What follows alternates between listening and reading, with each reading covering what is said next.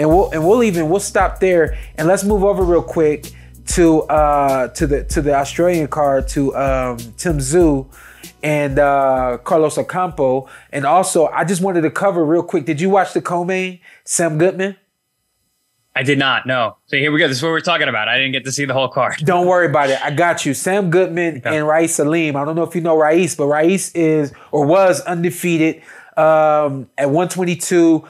Had won 2 title eliminators, and this was the 3rd title eliminator for the IBF. He goes over to Australia, and we traveled back here together. And he told me, he said, man, I didn't get enough time over there. I didn't get acclimated enough.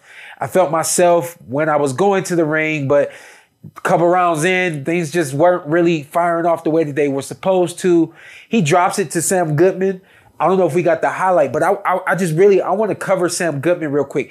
This kid is really, really good. He does take some shots periodically, but he's a good, fundamentally sound boxer. He likes to fight right there in range. He knows how to control the range. He knows how to step around, in, out. He's a really versatile fighter. I think at this point he may lack some power, but what he lacks in terms of power strength, he makes up with the mental toughness. This kid is really, really tough. And the interesting thing about this fight was I actually had him sweeping the fight. Raeese thought he won. I respect it. The fight ended up being scored a split decision. I think I had it like 10 rounds to 2 or something like that. 3 rounds to 9, something like that. But here's the thing that I wanted to note about him. The end of the fight, 12th round, he's still taking the fight to Raeese. And he's trying to knock out Raeese. And the reason why I wanted to point that out is because if you don't see this, what I'm doing right now, then you don't know about Sam Goodman. And if you happen to see Sam Goodman here in the United States, you may not expect him to do what he's going to do. You may say, oh, this guy's from Australia, whatever. I don't know if he's the real deal.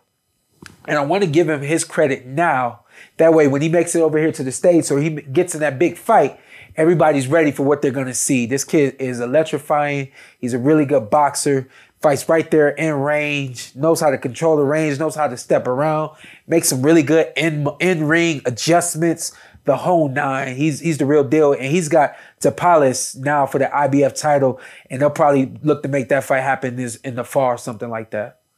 Yeah, I didn't realize. I just looked him up now. I actually saw his fight with TJ Doheny, and he's a really tough guy. Yeah. And Goodman dominated him. And like you said, like he's not a big puncher in terms of his knockouts, but he's a physically strong guy for the weight class. His endurance is off the charts. He is pushing pressure. Yeah. That's the funny thing about physical strength and power. They're 2 different things. And I think a lot of people kind of forget that because he fights even those clips you could see. Yeah. He's going forward. He's right in the pocket. He was pushing Raeese off of him. Like he's a strong guy. Yeah. He doesn't not have a punch, but he's strong. I appreciate you, man. Co-signing me right there.